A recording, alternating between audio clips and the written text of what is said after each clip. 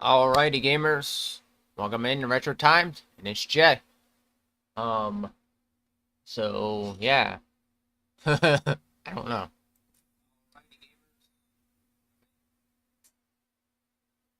Let me take the screen down. I'm messing up already. Alright, so looking at things here. I already looked at some stuff. Metal Gear Solid has an interesting article. I'm kind of want to read what it says because it cuts off it doesn't. So, Metal Gear Solid Master Collection Volume 1 on Nintendo Switch doesn't include all the games on the cartridge. Well, that's not really a surprise. They've been doing that for a while now. I just don't like that Nintendo does that kind of stuff. Like there are so many games that are there are so many games that come out for Nintendo and the games just aren't on the cartridge. And the one I pointed out the most back then was when I got the Mega Man games. They weren't all on the cartridge and I didn't understand why. And I thought that was like the stupidest thing ever that they do. Like you have enough of size cartridges to like deliver us you know The Witcher was one of those games that everybody talked about that was like the games are all on the full game's on there, so I don't really know what to say. But yeah, it's just crazy how it's just not all on the cartridge. Like that's a complaint that a lot of us have actually. I don't know why Nintendo does that either, because later on down the road, when you think about it, when they shut the Switch store down for this console, you won't be able to access anything anymore unless they're leaving the store up permanently now at this point. But Nintendo's been doing this for a while, and it's kind of like at the point that I know where people are complaining about it, but I just don't like the direction Nintendo goes with that kind of stuff. Now, Metal Gear Solid Master Collection Volume 1 is out. Players are learning about what it is and isn't on the disc. And in the case of the Nintendo version of Holty anticipated collection fans have realized not all the games are on the cartridge. According to Redditor Scars 1023, Nintendo Switch cart includes following games: Metal Gear uh, MSX, Metal Gear Solid 2, Solid Snake, Metal Gear NES, Snake's Revenge.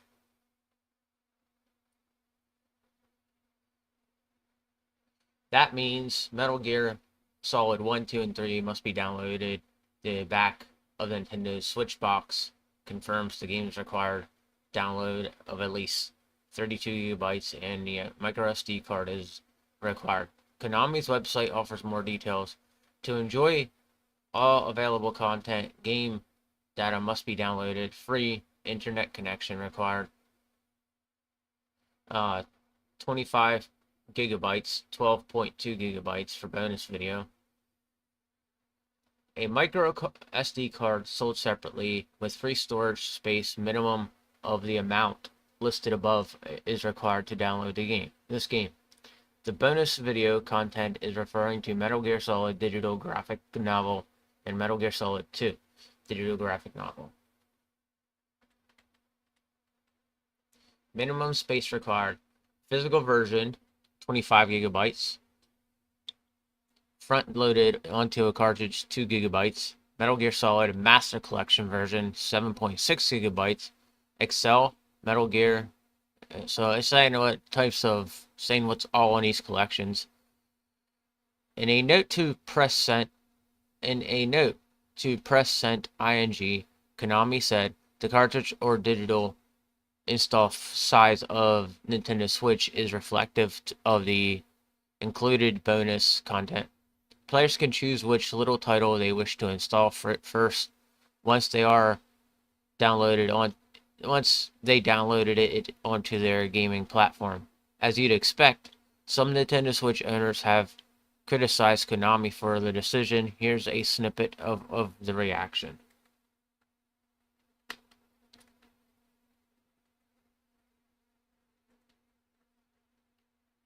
So these are tweets sent out off of Cross. or we could say Twitter, X, whatever.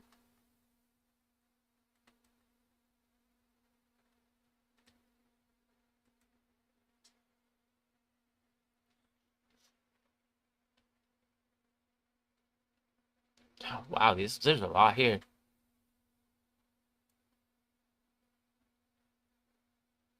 That's not all on Nintendo. That's not all on the Nintendo Switch. Konami today said download of the video included the bonus content for the Switch version is suffering issues. The video affected are, and those right there are the names of the videos. Konami apologized and said it was working to sort the problem out. We are working towards resolving this issue as soon as possible. We deeply apologize for the inconvenience, and we ask you to your patience while we investigate. Sorry.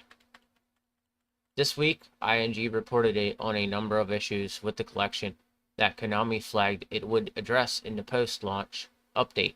The most worrying effect, Metal Gear Solid 2, which Konami warned may significantly slow down in certain cutscenes. A patch-reduced processing load is planned. PC players should know Metal Gear Solid 1 required a controller in order to play. Playing with a keyboard and mouse isn't supported. The collection also faced criticism for locking Metal Gear Solid 1 to 30 frames a second.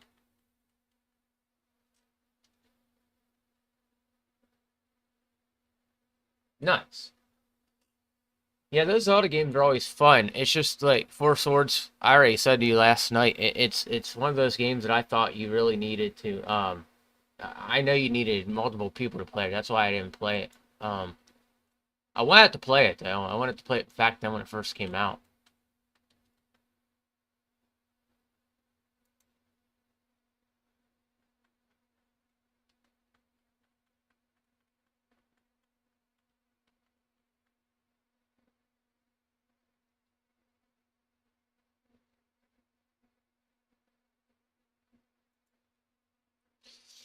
Mortal Kombat 1 leak potentially revealed new origin for Mortal Kombat. For Mortal Kombat Pack Fighter. And I had a feeling issues with the Switch version, MGS collection, was going to come up. Yeah, a lot of them do come up, especially with games like that where you have to download external content onto a SIM card. It's ridiculous. I don't like that. That's why I like collecting for Nintendo Switch, but it's one of those things that like a lot of the games coming out that are retro games or remastered games or whatever, they're not giving us all the content on one cartridge, okay? So like an example, if I was to go out and buy Pikmin 1 and 2 right now remastered, all right? I would probably not get the whole game. I'd probably have one game on the cartridge, the other one not available on the cartridge. That's why I don't like that kind of stuff.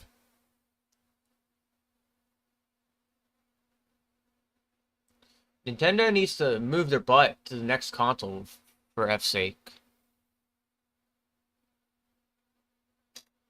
Mortal Kombat 1 has reimagined several classic character dynamics, and a new leak suggests that one of the game's upcoming DLC fighters is getting a new origin.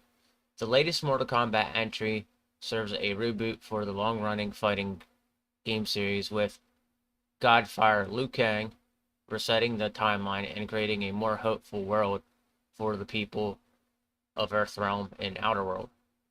Old rivals like Scorpion and Sub-Zero are now allies. Former villains now lead more heroic lives, and various members of the iconic Mortal Kombat roster find themselves in a similar yet drastically different roles.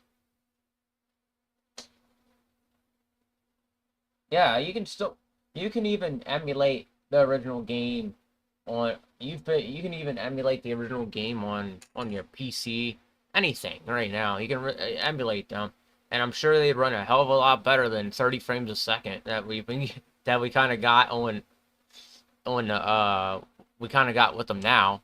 It's wild that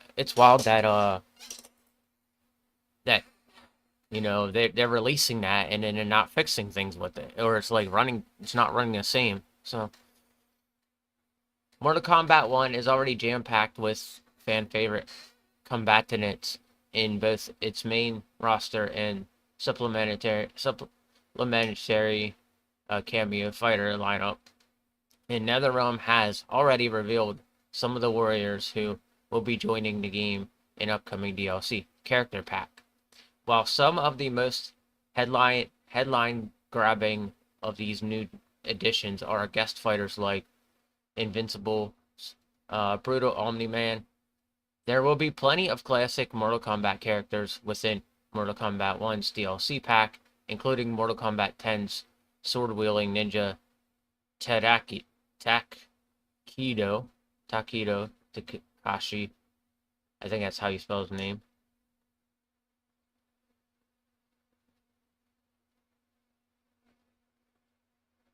After being reduced to mere cameo in Mortal Kombat 11 and not appearing in Mortal Kombat 1's main storyline at all, Takakishiya will finally return to the field of battle as part of the upcoming combat pack. Though there might be some major changes to his backstory. Reddit user Tyrone Golden Lion recently shared some supposed pre-fight dialogue exchanges between Takeda and several other characters, all of which mention him having a cousin who appears to be a fellow combatant. Tyrone Gold and Line and many other users are guessing that the cousins in Kenshi who recently fit the criteria of these conversations.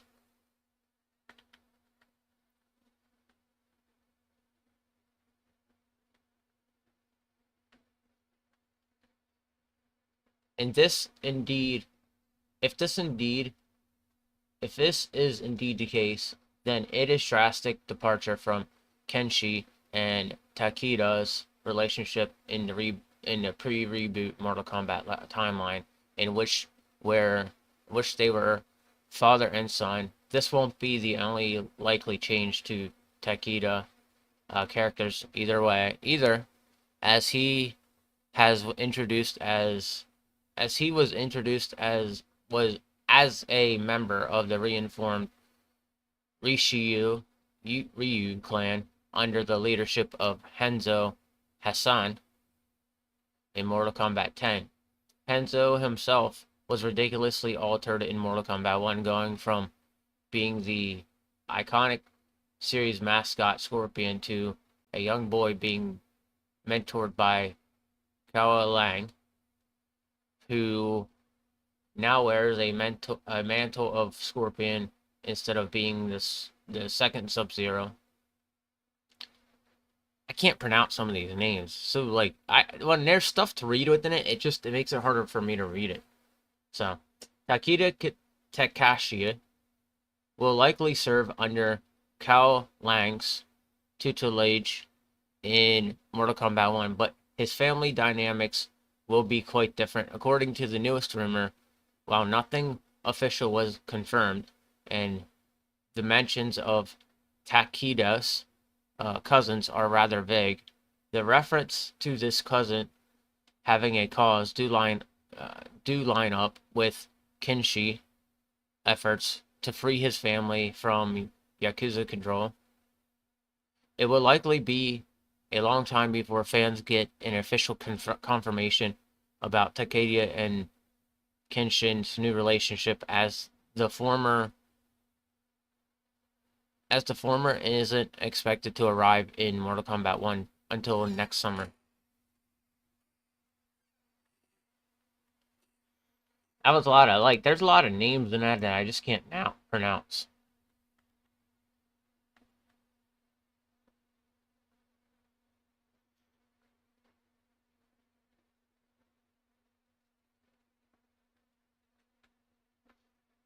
Do you play Minecraft, Mario?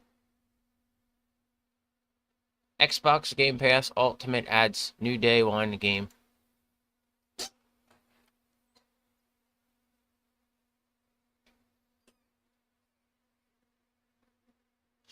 You should build stuff and then put like clips of you working on it on your YouTube channel. Believe it or not, Minecraft videos, from what I read and I understand, Minecraft videos seem to be that they seem to get pretty high views. So it might help you a little bit. I used to play, and I knew this person that I worked with at a restaurant, and their video got like over 1,000 views.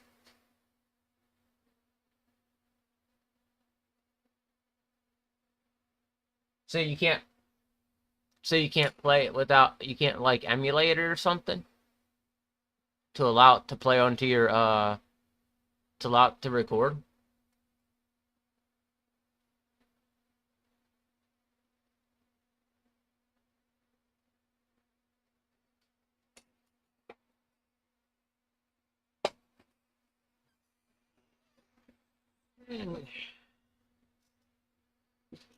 No, my PC is slow.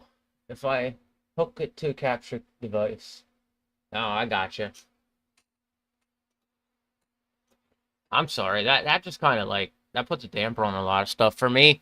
Like the way I record stuff is through capture card here and all that. Well, I don't record everything through capture card, but a lot of my stuff I record is through for gaming is through capture card. So Xbox Game Pass Ultimate subscribers, check out Cities Skylines with the game currently only available on PC. It is unattained. There are 4 different versions of the Game Pass that one can sign up for. Xbox Game Pass Core gives subscribers access to a accurate list of games for... I need to shrink that down a little bit because I can't read what that says. Oh. Accurate list of games from the main Game Pass library available with a villain villa.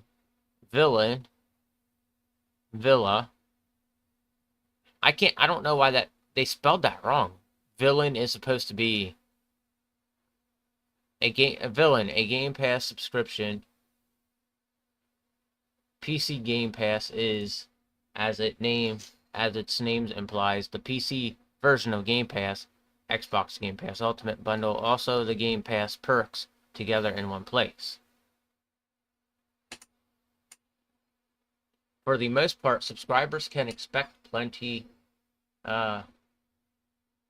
parity between PC Game Pass and Xbox Game Pass, but there are rare occasions when a game is only available on one or the other. Most of the time, it seems PC Game Pass snags exclusive compared to the console version of the service. Like when it had Warhammer 40,000 Dark Tide a full year before the game was made available on Xbox Series X. Like Warhammer Dark Tide before it, Cities Skyline is currently only available on PC Game Pass. The newly released Day 1 game was originally intended to release on console the same day as PC, but the console version of City Skylines was hit with a release date. Console Game Pass subscribers may be disappointed by this, but those with a quality PC handy should still be able to play Cities Skyline 2 as much as they like. With their Game Pass subscription, whenever the console version of the game releases, fans can expect to hit the console Game Pass on day 1.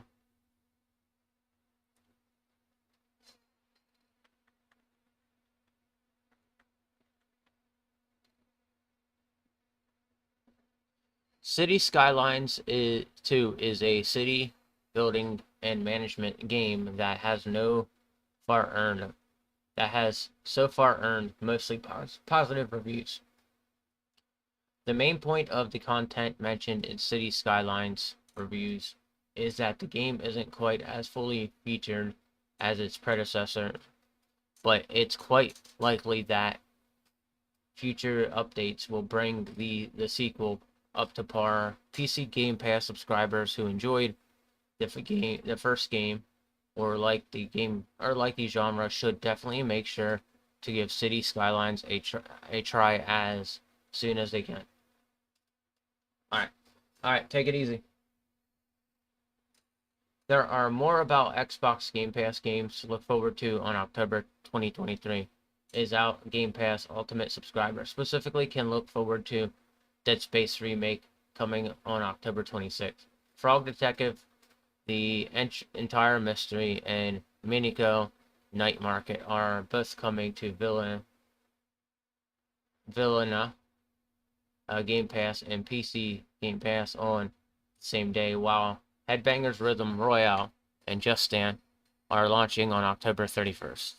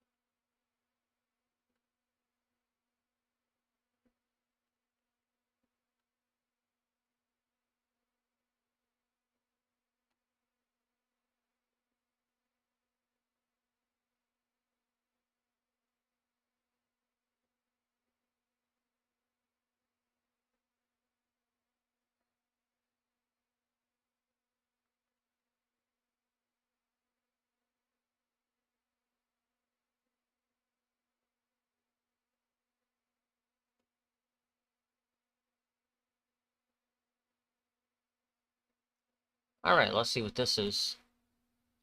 Controversial Bethesda game from 2018 is free to play right now.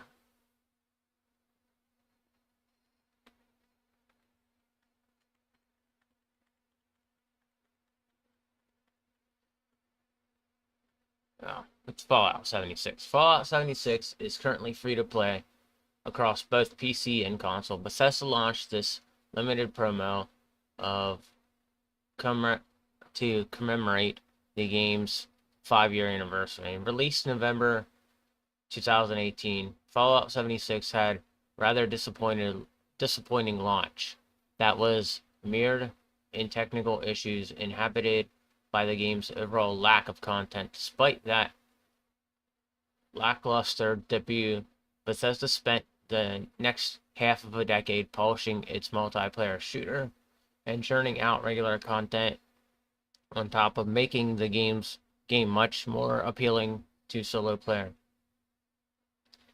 That continued support eventually brought Fallout 76 to a much better place, allowing it to maintain a healthier player community to this day.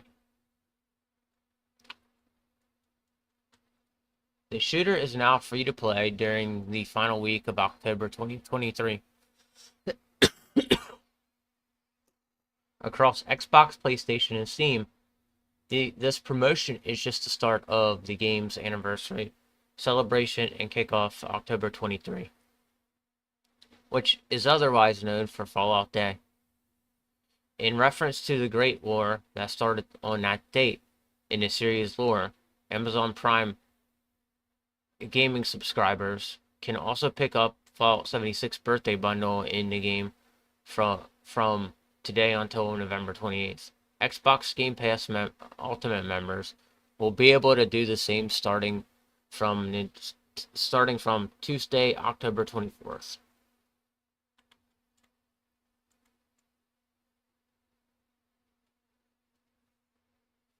free-to-play week overlaps with the start of a Spooky Scorched event, which runs from until November 7th. During this period, Fallout 76 players will be able to hunt down custom scorched mobs that will drop spooky treat bags and mystery candies, as well as legendary weapons and armor. The Atomic Shop will offer a free spooky candy bowl for the duration of the event. That item will serve as repository of spooky scorched drops that can be played by other players visiting one's camp. Giving out candy using this container will earn progress towards various Halloween challenges and rewards.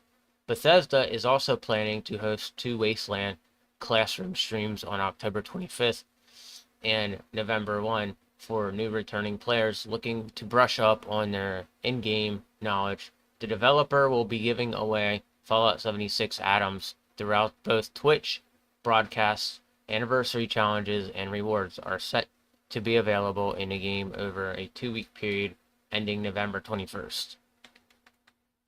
The actual 5-year anniversary of Fallout 76 falls on November 14th. That day, we'll see Bethesda host another Twitch stream featuring a birthday parade with floats and a generous Atom giveaway. These anniversary celebrations arrive at the height of the Fallout 76 Season 14, which started on October 22nd and is scheduled to conclude come December 5th.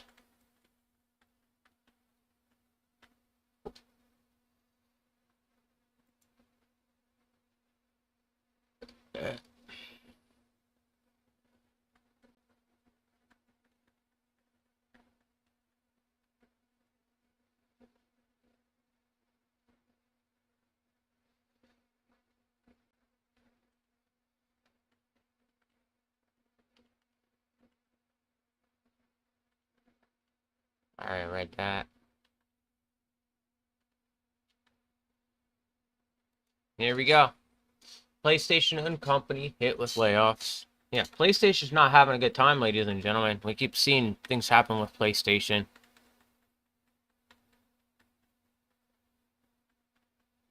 The PlayStation-owned visual art studio was recently confirmed to be a hit with a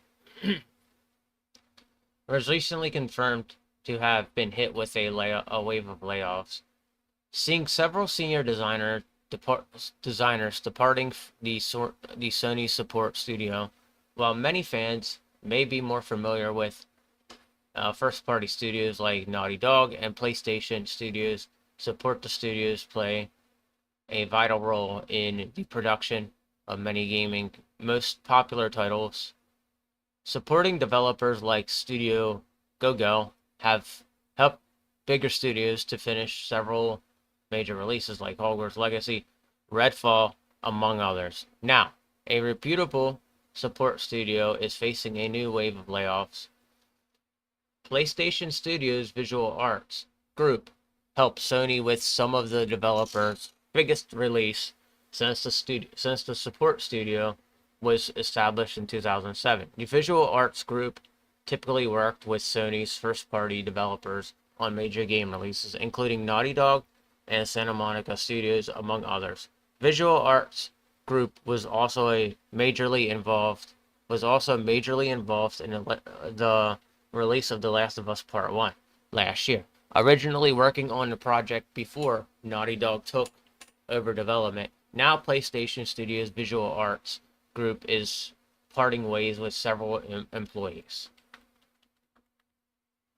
News of layoffs at Visual Arts Group would surface with several former employees for the studio announcing the departure. Former senior level designer Daniel Bellemere would announce his departure from the Visual Arts Group, citing a wave of layoffs at the support developer. Bellemere had previously worked at Ubisoft as world designer for several major projects, including Assassin's Creed Valhalla and Immortals Phoenix Rising. Other former employees like rigging artist Son Teo and senior and technical recruiter Matt Barney also confirmed their departure from Sony. While the layoff at Visual Arts Group affects several senior members of the gaming industry, they are far from the first in recent memories. 2023 has seen several waves of layoffs across many of the biggest developers throughout the gaming industry. Epic Games would shed a staggering 870 employees last month, while CD Projekt Red would reportedly cut roughly 9% of its workforce. Even the biggest companies in gaming have not been safe from layoffs and shedding salaries, with Microsoft laying off over 10,000 employees throughout the year. Cuts at Sony's Visual Arts Group come as the studio's major gaming projects have continued to see success throughout the year. Insomniac recently released Spider-Man 2, became the fastest selling PlayStation studio in PlayStation history, moving over 2.5 million units in just 24 hours. Santa Monica Studio God of War Ragnarok was a finalist for the Game of the Year at 2022 Game Award, and The Last of Us Part 1 would receive a nomination for innovation in accessibility. Sony's layoffs will leave several talented game developers looking for new opportunities with the other studios.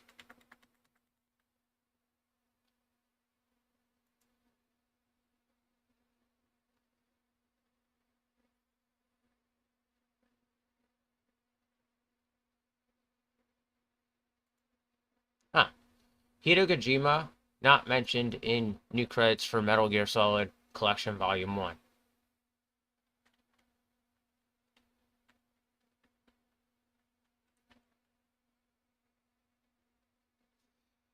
Hideo Kojima helped create the iconic Metal Gear Solid series, but his name is being left off the new credit for the upcoming Metal Gear Solid Collection Volume 1. Hideo Kojima got his start working on Konami's MSX home computer division in 1986, where he developed the original Metal Gear Solid. This would spawn the highly successful Metal Gear Solid series, which made Hideo Kojima a household name. Unfortunately, Hideo Kojima's relationship with Konami seemingly soared during the development of Metal Gear Solid 5, The Phantom Pain, which was released to near universal acclaim in 2015. Despite its success, Konami announced that it would be cutting ties with Kojima and his in-house development studio, Kojima Production, as a part of controversial corporation restructure shortly before its release, and as a result, his name was left out of the marketing for both Phantom Pain and its prequel Metal Gear Solid 5 Ground Zeroes. Kojima and his team have since moved on to other projects like Death Stranding, an unnamed Xbox exclusive title. It looks like Konami is continuing to downplay Hideo Kojima's involvement in Metal Gear Solid series. As many Twitch streamers who got to play Metal Gear Solid Master Collection Volume 1 before its launch later this week are reporting that he isn't mentioned in decompilation new credits. Instead, wrappers for each game in Master Collection simply contain a message thanking all original Metal Gear series staffs and fans. It's worth pointing out that Kojima and many other members of the original Metal Gear Solid development staff are still listed in individual credits of each game, as they are unaltered from the original release. Hideo Kojima isn't the biggest name left off of Metal Gear Solid Collection Volume 1's new credits, as David Hayter, the longtime voice of Metal Gear Solid Snake before recast Kiefer Sutherland is Metal Gear Solid 5 Phantom Pain, was also left unnamed. The rest of the voice cast for the entire remaster remaster and master collection consisting of original Metal Gear Solid 1, Metal Gear Solid 2, Metal Gear Metal Gear 2, Solid Snake, Metal Gear Solid 2, Sons of Liberty, and Metal Gear Solid 3, Snake Eater, were also simply regrouped with collections thank you messages. The issue addressing for the creator of the game is in a game in a future remaster was brought up earlier this year with Metroid Prime Remaster, which similarly left the original Retro Studio staff unmentioned in favor of generic message saying that the remaster was based on the work of Metroid Prime original Nintendo GameCube and Wii versions development staff, while Metal Gear Solid Collection 1, Volume 1 does at least acknowledge Hideo Kojima in the original credits for each game. His omission from the collection's new credit will likely spark even more division among Metal Gear Solid fans. Yeah, that's kind of BS because you know, that's kind of BS because if he helped with the original games, then why wouldn't you put his name in there? I know they cut ties with them, but it's like it's one of those things that like, even if you cut ties with them, you still should keep the original creators. Because I could see that coming down to something like him possibly suing Konami for that then because they didn't use his name or something like that. Like just something. I don't know how that could go. I don't know how you could go about that, but like that's how that to me that's how that looks.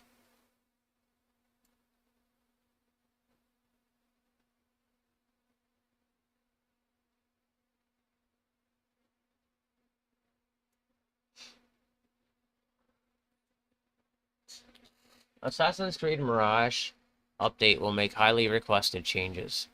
Hold on, before I read this, I want to see something.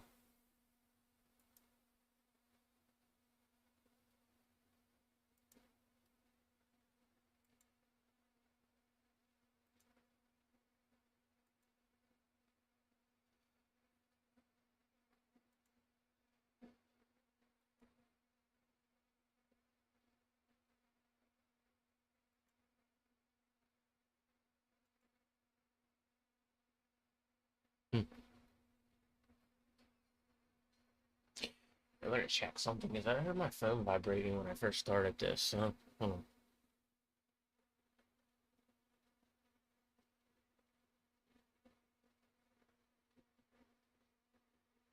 Oh, I see what it was. Something else. All right. So.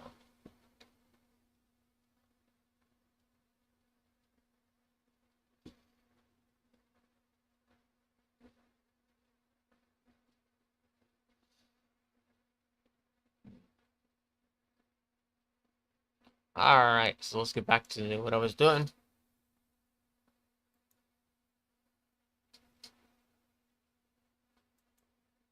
Alrighty, so Assassin's Creed Mirage update will make highly requested change. The next alright. The next update for Assassin's Creed Mirage will make chromatic aberration an optional visual effect. Ubisoft has confirmed, while the company already vowed to address the fandom complaints about Assassin's Creed Mirage chromatics aberration, it only now committed to a concrete time frame for the fix. Chromatic aberration is a physical phenomenon causing distinct color distortion along select objects when light rays that pass through an affected lens coverage at multiple points due to significant wavelengths differences, which most happen in highly contrast scenarios, and though it's generally deemed undesirable for many styles, for real life photography, even some of the most graphically impressive games make deliberate use of this effect, which is sometimes called the color fringing. I think that's how it's called. Assassin's Creed Mirage continues that trend, much to their char chagrin of vocal portions of the series fans who argued that color fringing ruined the game otherwise impressive visuals. Ubisoft confirmed that the next update for Assassin's Creed Mirage is set to address criticisms by adding previously promised chromatic abbreviation toggle to the settings menu. What's more, the option will be disabled by default following the release of the upcoming patch, a studio representative revealed on the official Assassin's Creed Discord server. The update itself planned to roll out the end of October as per the same source. The upcoming patch will be the game's third update since October 5th launch. The latest such release bumped Assassin's Creed Mirage to a 1.0.4, but without introducing any notable changes to the game, and though granular graphical settings like the chromatic aberration toggle are typically exclusive to PC titles, Ubisoft already confirmed that the incoming fix will be rolled out to all of the game's platforms. This also makes it likely that chromatic aberration will be disabled by default in the iOS version of Assassin's Creed Mirage. The first mainline franchise entry for mobile devices was officially announced at Apple's September product event that saw the Cupertino-based tech giant unveil the iPhone 15 lineup. Ubisoft said that Mirage will be available on the iPhone 15 Pro and 15 Pro Max, which use Apple's latest A17 Pro system on chip in the first half of 2024. Assassin's Creed games historically either avoid extension use of chromatic aberration or offered a way to disable such effects at launch. Given how quickly Ubisoft Bordeaux responded to the criticism aimed at the color fringing this Mirage, the lack of chromatic aberration toggle in a day one version of the game was possibly just an oversight. So it looks like there was something within the game that was messing up its visuals, and it just wasn't it wasn't a good time for a lot of people. So I don't know what it was. I'd have to see more in-depth detail about it, but that's what it sounds like.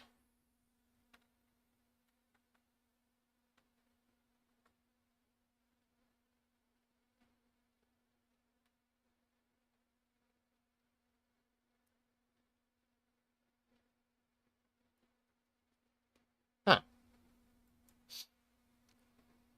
New PS5 horror game looks like classic Resident Evil meets Final Fantasy VII.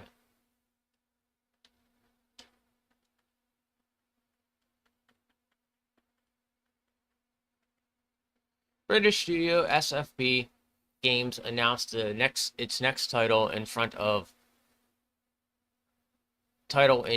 form of Crow Country, a retro horror experience excluding classic Resident Evil vibes.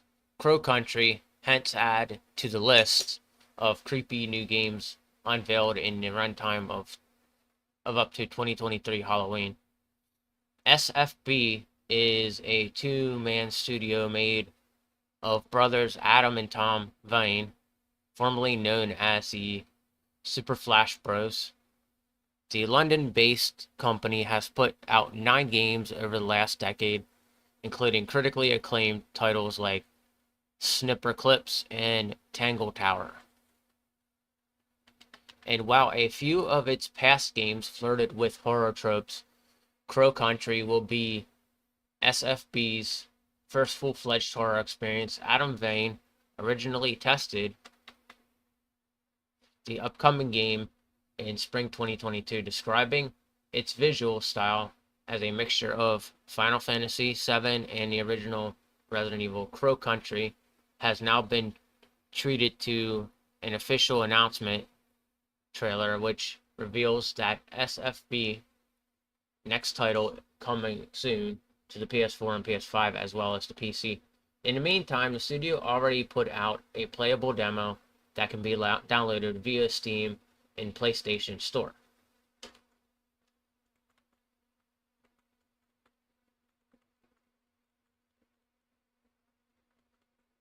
The game itself is set in royal outskirts of 1990 Atlanta, Georgia.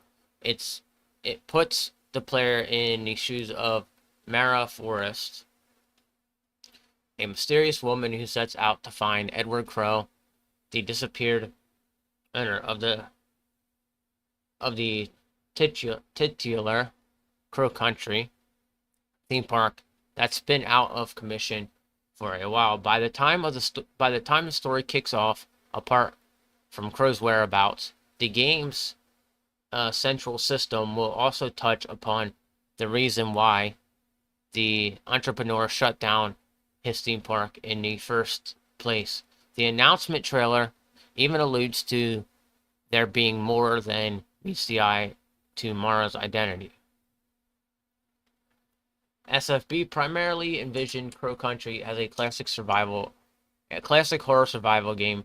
Nevertheless, the development will also cater to players looking for a spooky interactive story free of needless stress, with the inclusion of combat-free exploration mode. And though Crow Country has so far only been confirmed for PC and PlayStation consoles, that's not to say it won't eventually reach more platforms. SFB previous title Tangle Tower made its way to the last two generations of the PlayStation and the Xbox console, as well as the Switch and PC and Mac.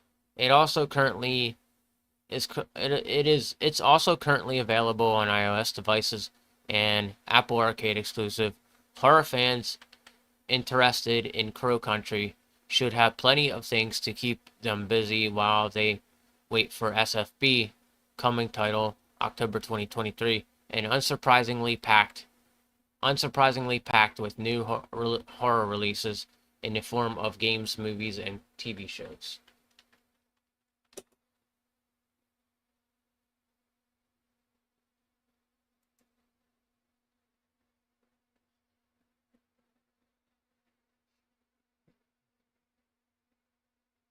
Oh, I heard about that. I'm not going to read about that.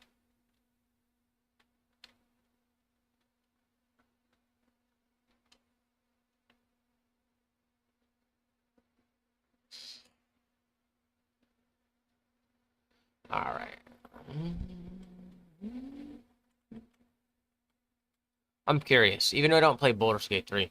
So, Baldur's Gate 3 did not make it onto a list of most bought games for some reason. And everybody was, like, making it sound like they, like, bought the game and the game is, like, the game of the year or whatever. But reality of the truth is, there's a list that's out there that literally is showing us that there's nobody buying Baldur's Gate like that. So, I don't know where these people are, like, making it seem like this is the game of the year, because anybody who's been saying that, you need to look at the list and you need to see how things work. And unfortunately, Baldur's Gate 3 was not a game that was on the top of that list, and that's why I was like, well, for a while I was trying to figure it out, because I know people are playing it, but at the same time, it made me question how many people are actually playing it. And what I found a list showing of the top, like, 10 most bought games right now, and it wasn't even on that list. It wasn't even anywhere in their top 10. So, but we'll see if this ends up on the game of the year, because apparently, like, it just didn't sell as well as everybody thought it did. So, Baldur's Gate 3 has good news about Xbox version. As one of the most celebrated games of 2023, Baldur's Gate 3 reminded gamers it's still planning to come to Xbox before the year end. Larian Studios' Baldur's Gate 3 has a huge hit, earning the best Metacritic score of the year, next to Legend of Zelda Tears of the Kingdom with a 96. Again, I don't know where they're getting this information from. I do think that people go in and they review bombed it in a good way and raised it up to a level where it's like rated so highly. But looking at statistics, nobody bought the game. So that's why I'm still confused as to why these people are like still praising this game when nobody actually really bought the game.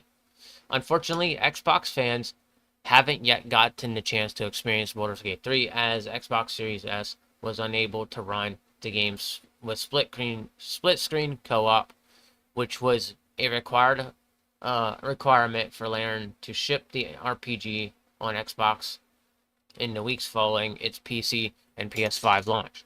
Larian worked closely with Xbox to attempt to get the critically acclaimed RPG up and running on the less powerful Series S, with all games with all the games feature intact. The effort ultimately proved unsuccessful, but late August Larian agreed to move forward with the shipping Baldur's Gate 3 on Xbox Series X and S anyway, and committed to getting the game out on Xbox before the end of the year, albeit without split screen co-op on Series S. With September and now most October having passed by, Xbox fans eager to delve into the rich fantasy world of Baldur's Gate 3 are still left wondering when the RPG masterpiece will land on a platform. On Twitter, Director of Publishing at Larian Studios, Michael Dowse, responded to a frustrated Xbox fan expressing that the studio is still confident in plans to get Baldur's Gate 3 on Xbox before the end of 2023. Even though Larian Studios has been clear about its ambition of getting Baldur's Gate 3 out of the door on the Xbox this year, there's still a mystery of where the massive fantasy RPG could land. It's also certainly not making it. It's almost certainly not making it out by the end of October with such little notice, and with blockbuster Spider-Man 2, Alan Wake, and Super Mario Bros. Wonder dominating the gaming zeitgeist. Thankfully for Larian and for gamers' wallets, November and December pumped the brakes considerably when it comes to major AAA releases. Call of Duty, Modern Warfare, and Like a Dragon Gaiden, the man who erased his name, both set up shop in early November, while Ubisoft Avatar Frontiers of Pandora is really the only big game set for December.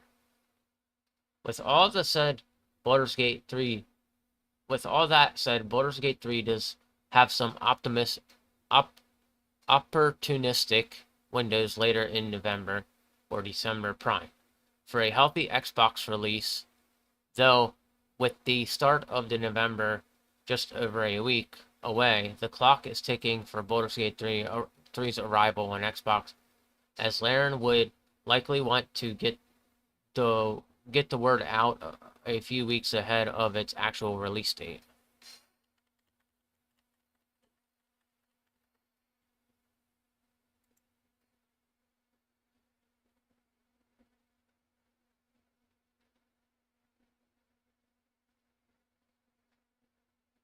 Man, it went too far.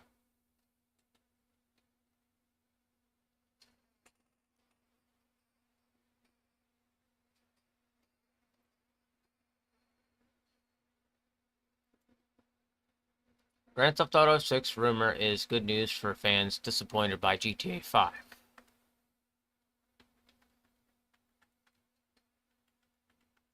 Grand Theft Auto rumor mill has been churning again, this time regarding to possibility of single-player DLC for the game. Very little is known about Rockstar's next entry in Grand Theft Auto franchise, but that hasn't stopped fans from speculating about GTA 6 release date and analyzing a bevy of rumors and leaks. Prior to Grand Theft Auto 6, Rockstar was no stranger to single-player DLC. Grand Theft Auto 4 received the excellent that Lost and Damned and the Ballad of Gay Tony expansion pack, which added all new narratives and playable characters to the game. The company would go on to launch Undead Nightmare for Red Dead Redemption, which is considered iconic for many fans. Rockstar has stated that single-player DLC for GTA 6 and GTA 5 was in pipeline, but the developers ultimately opted to shift their focus onto Red Dead Redemption 2 and GTA Online. GTA Online is still getting new content, and Red Dead Online has gotten expansions as well, but neither GTA 5 nor Red Dead Redemption 2 have received any single-player DLC, disappointing many fans. These disappointed fans may be in luck. However, as recent comments for this established GTA insider and reporter Tech2 suggest that Grand Theft Auto 6 could be getting single-player DLC. Tech2 stated that Rockstar plans to release episodic content, aka single-player DLC, after the initial launch of GTA 6. The leaker didn't go on into much detail as to what this episodic content could contain, but stated that they would likely involve map updates and would come as frequently as expansion to get the game's online mode. Test 2 has predicted GTA DLC, 6 DLC before, suggesting ambitious content release like entry new city to explore. Tech 2's, they spelled it wrong up there. Most recent comments shed a bit more light on what this single player DLC could look like, as they likened it to scraped single player expansions for Grand Theft Auto 5. The prediction that single player DLC could be released as often as multiplayer DLC may seem a bit far-fetched, even given Rockstar's strategy with GTA 5. However, that said, the idea of single-player DLC for Grand Theft Auto 6 isn't so unrealistic. Demand for some sort of content certainly exists, and Take-Two has previously speculated that Rockstar could spread GTA 6 content across a number of different DLCs, which would allow the game to release earlier. Additionally, Red Dead Online may also have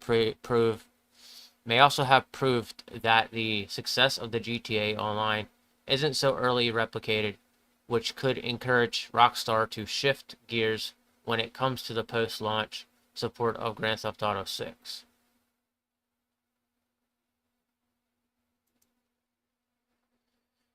So I think that about does it for me. Yeah, people are really want this game to come out. They've been waiting on it for like ever. So yeah, a lot of interesting news we read. Nothing too over the top or exciting that sticks out. I do find a thing with Assassin's Creed Mirage with the color or whatever. I forget what it's called. That event, I find that interesting, but like beyond that, like there's not much else that like I found super interesting today.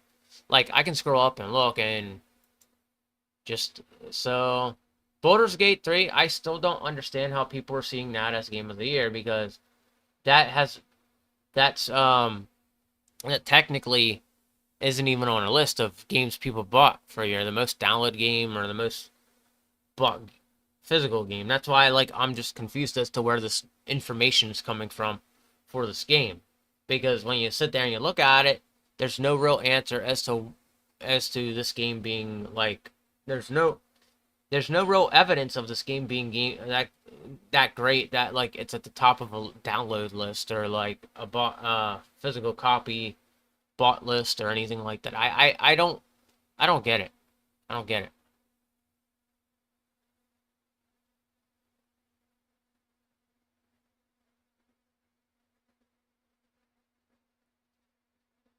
Yeah, it's just weird.